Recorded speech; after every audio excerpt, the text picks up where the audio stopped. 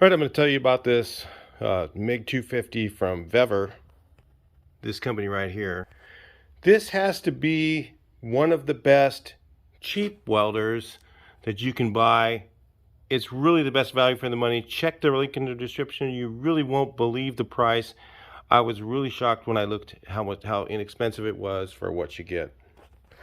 Things I look for is I want to see one with that takes a big roll of wire and all metal feed system, a rheostatic type wire speed, and MIG, it doesn't have the clunk clunk clunk clunk, you know, so that you can the voltage heat selector, so that you can adjust it correctly.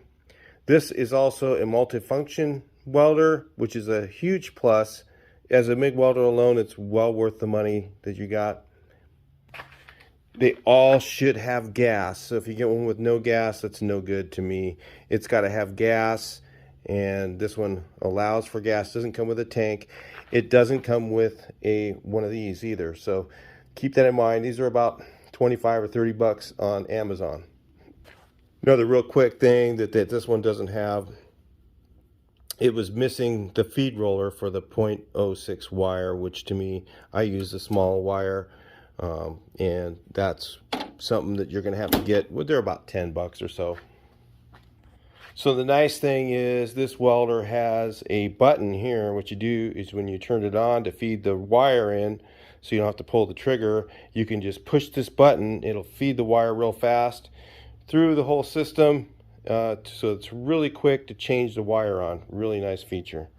And you can do that without running any gas, wasting your gas.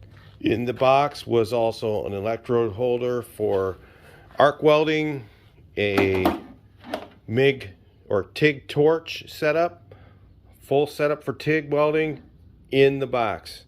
Huge plus. A lot of them don't come with that, and especially at this price, which is really unbelievable. Check that link in the description. You really won't believe it. I'm not going to put the price in the video because it could change. So anyway, we'll just go with that. It only takes a second. Click down there and go check it out. So it's a MIG welder, a lift TIG, which what a lift TIG is you kind of use the TIG torch. This one's kind of unique. So for TIG welding, remember, you need argon gas. For MIG welding, you need argon mix. So there are two different things to use, which is, argon mix is more common. So the argon gas, you'd have to have 2 bottles to do TIG welding. But you can hook up 2 bottles real easily with this one, because you can have the second bottle hooked up to this hose right here, and then turn it off, and then whenever you want to use it, all you do is you turn this as a little knob here, a shut-off valve. You turn that on, then all of a sudden the gas starts to flow at whatever flow rate you have, which should be around between 10 and 15 somewhere. You turn it on there, you start to get gas flowing. You take it and you kind of tip it and strike an arc, and then you start TIG welding along with it. They do work okay. It's not the greatest TIG welder in the world, but it does have one. So, but as far as a MIG welder alone, this machine rocks. This thing really does a good job. So if you look here, one of the issues I noticed on this thing was the spring tension on this was kind of a cheap little spring in here. So what I did is I added an additional spring in here so that there's a little more tension on there to hold this in place, and now it works fantastic. You might find that that's kind of a weak point of the welder. Really, that's the only thing that I found, other than it doesn't have this, and the feed roller had to be changed for the smaller wire. That was pretty much it. Really, out of the box, it's a great welder. So maybe you've compared this to the Harbor Freight Titanium or the Vulcan. I'm going to tell you, the Vulcan's 4 times or so the price of this thing, almost. So the Vulcan that has about the same features that this welder does, and really it's a much better value. But if maybe you're looking at the cheapest titanium, which is the MIG-140, a good welder, the thing that's good about it is it does have the inductance. So it has the inductance. This one does not have the inductance, but it has something called burn back, which is Gives you a little extra wire at the end of your weld so that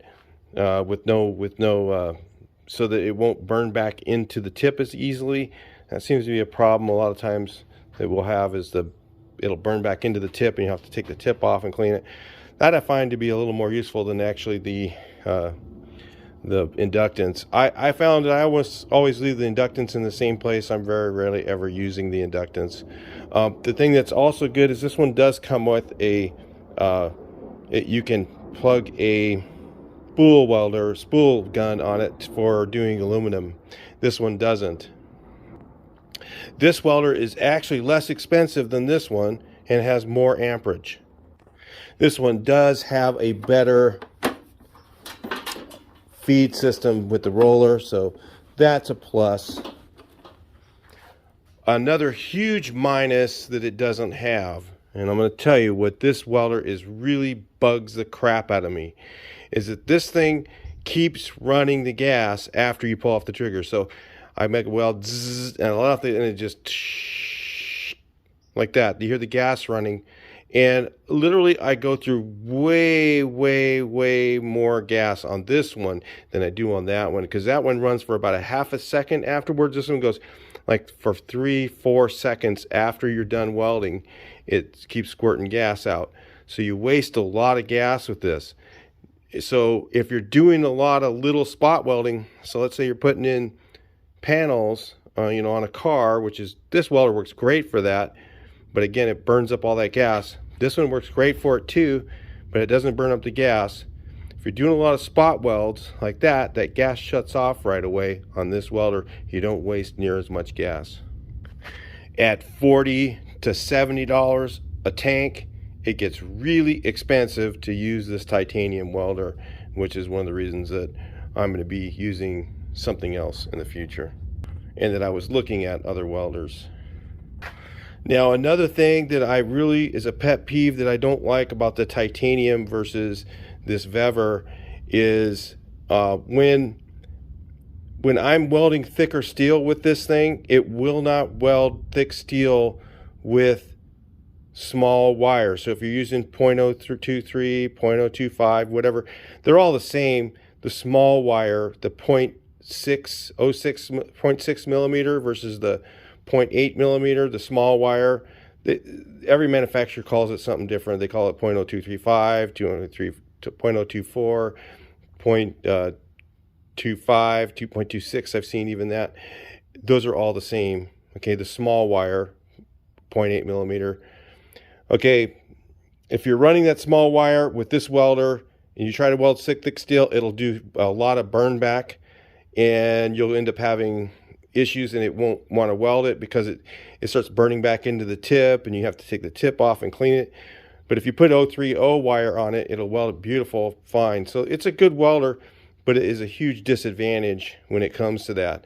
With this one here, I can crank the wire speed up, I can crank the heat up all the way, and I can weld a nice thicker steel, so I don't have to change my spool every time I go to weld something. Maybe I want to just put a quick bead on a thicker steel piece, and I don't need to change the wire to do that on this machine. It just burns up a lot more wire, but it does it fine, just like my old 220 welder used to. So the mig-140 is a 110 welder. This is a 110 and 220, more power, 250 amp, 140 amp. So when you compare all the things, in my opinion, what especially for the money, it's even cheaper. This is a much better machine than even this one is. These aren't bad if you live near Harbor Freight. Like when I bought this, I needed a welder. My big machine, old machine, went out, and just the fan went out, and it took me forever to get one. So while I was needing that, I went, I'll just go down to Harbor Freight and buy one of these. And back then they had a coupon. I got it for like 350 bucks. It was really inexpensive to buy. It was actually the best value at that time. Now they've raised their price quite a bit on these, and you hardly ever see coupons on them. And this one is even cheaper than this one was with the coupon. So if you look at that, go to their website, I'm telling you, you won't believe the price. This thing is a really good deal. You can't go wrong with it.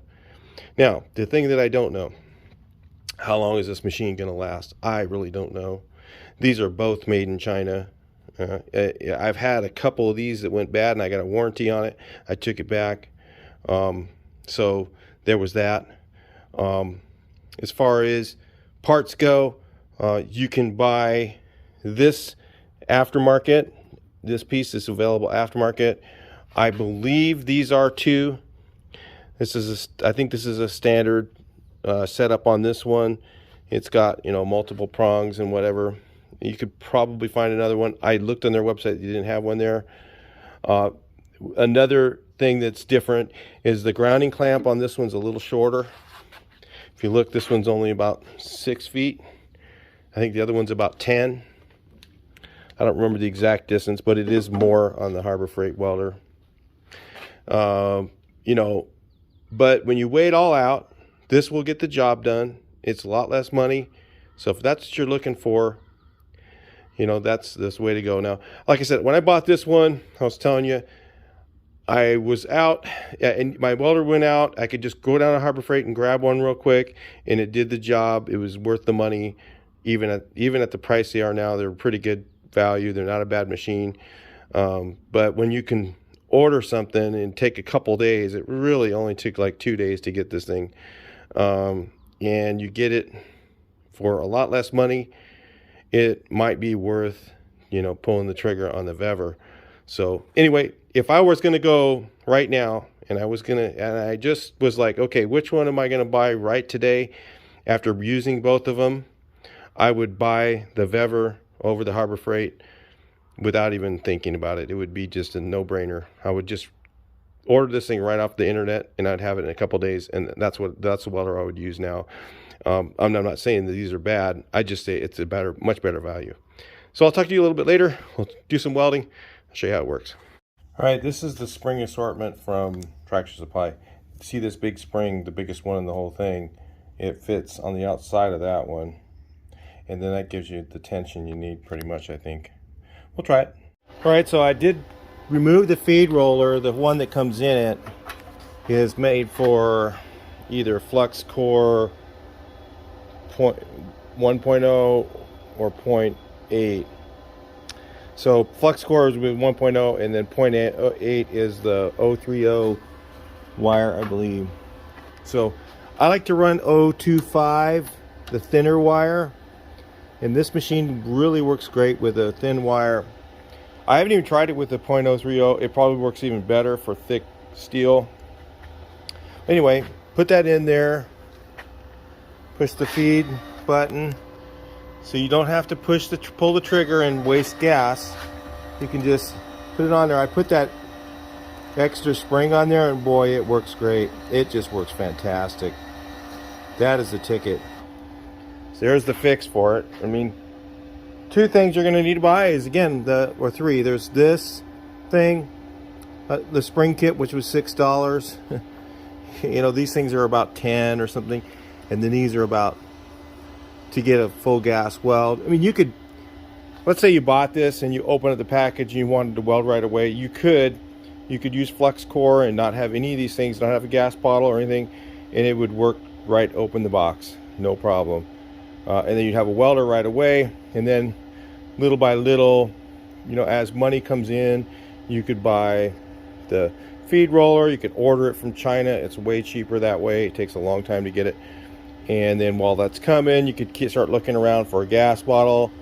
Used one, it's a good idea sometimes. I buy them used. Like, I'll buy a CO2 bottle and then I'll take it to the welding supply and exchange it and get the one I need. And I would suggest at least a 55. This is a 55. This is a small one. Better yet is an 80. That's this size. And how you know is it has threads on here. Make sure it doesn't have a name. Well, on the 80, you're not going to have to worry about that. Those are all owner tanks.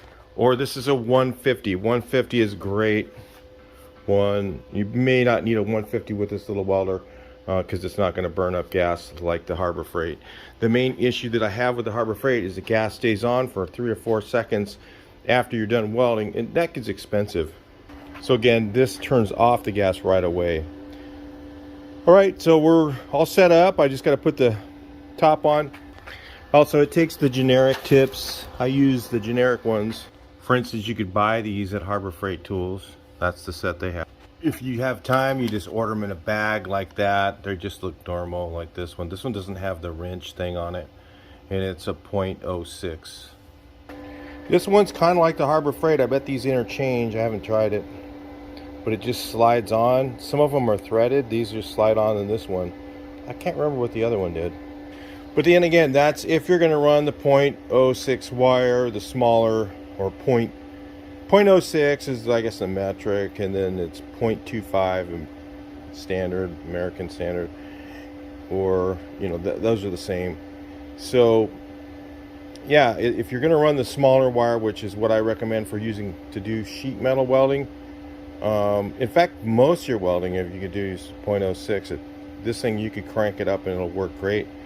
Weld even thicker steel, but you're going to have the wire cranked way up to do that. But if you wanted to, you could just use the .30 or the .8 millimeter, and you could use the wheel that's in it, so you could do that too. Just saying, if you want, but I'm reviewing it using the smaller wire, because a lot of us are looking to do sheet metal, and we want to know whether this machine will do sheet metal.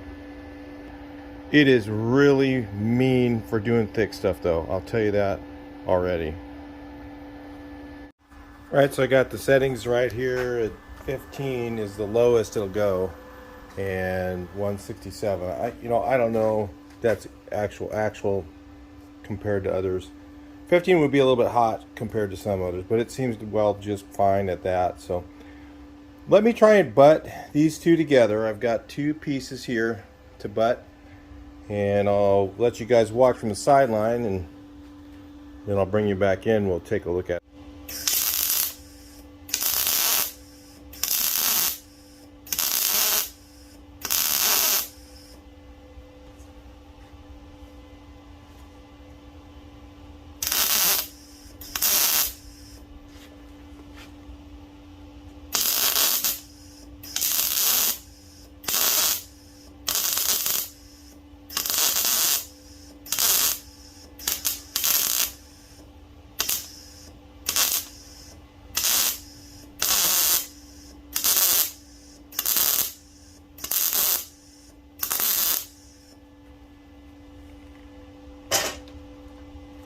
Missed.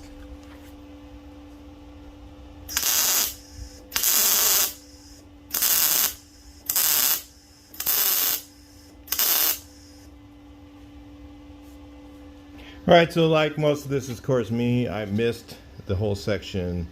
I welded along this side, missed the gap. Then I went back and re-welded it, and look, it's still flattened out pretty nice. That's not much of a mound there. I got you guys way on zoom. So let me bring you back. But hey, there's nothing wrong with that. That's like, it wasn't too bad. I did burn a hole once. I filled it in. Did it easily. It wasn't even hard to do with this welder. You know, if you notice, hopefully I can get that in real time. It sounds like normal welder, really crispy sounding. You know, it's not like the Harbor Freight one. It's kind of quiet, kind of weird sounding. It doesn't, even when it'll weld really good, but it just doesn't sound like a normal welder. But yeah, so anyway, I still, like I said, the welder's fine. The Harbor Freight welder's fine. It's just this is really cool for the price. I can go wrong with that. I mean, so it butt welds fine. And that was just stacking welds along. I had no problem. It just did it easily. It is a little moundier, so you know, yeah, you're gonna have to. I could probably turn down the wire speed a little bit and play around with it. Just trying to show you, this thing works amazing. There's nothing wrong with this welder at all. This thing's really nice for the price. It's just shockingly cheap, and it works. All right, so here's a nice and rusty one. And if it'll weld to this, that'll tell you that it's a good welder. The cheap welders, they will not weld to rusty metal. a better welder like this one, will weld to rusty metal. It's always a good idea to clean it, but sometimes you can't. So it's good to know what what the welder does. So these are really good tests. If they pass these tests, it's pretty much it's a doable situation.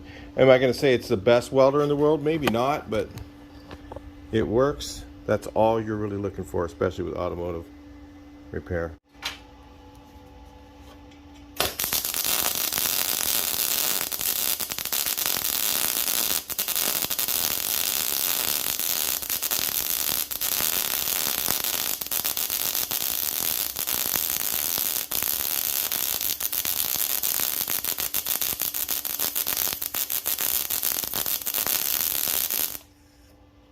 All right, so this is kind of a cheaper steel. Wanted to make sure we got penetration, so I went nice and slow. You can see I was burning right through that thing. I'm only set at like 20. I don't have a lot of thicker steel than that, but I've done the other welder with super pretty, like 1/4 inch or whatever, and it still welds it pretty good, even with. So one of the things you'll notice is I'm still using .025 wire, or 0.6 millimeter, and all I did is just turn the settings up and it just melted that. Beautiful. I mean, that's really good penetration. It was a little too hot, which again, I want to show you guys that it has the ability to penetrate all the way through that. Look at that. That's full penetration. Really full penetration. Let me just weld up this hole and let's see how it turns out. See if I can finesse the settings a little bit. I think I'm going to turn it down. I'm at 19 right now. I'm going to drop it to 17. Go down to 17. I'll leave the wire speed up at 1. I'll crank the wire speed up a little bit to 220. It's a lot of wire because I'm using small wire. So, but you can do it with this machine, no problem.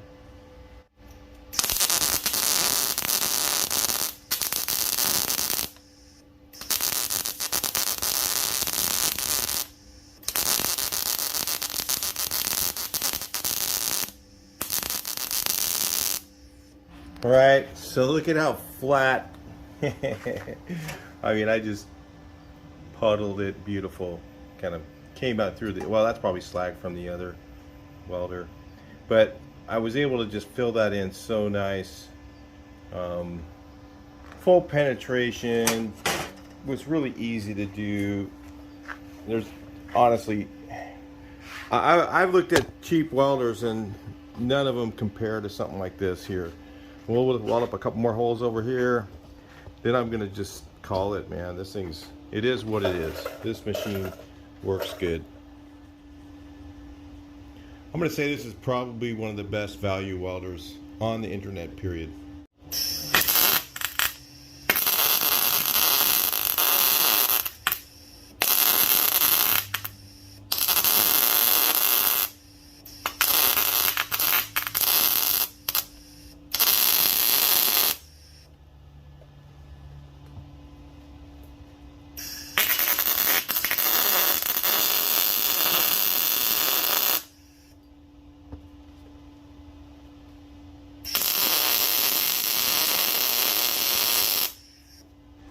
Where was it? Right there? I think so.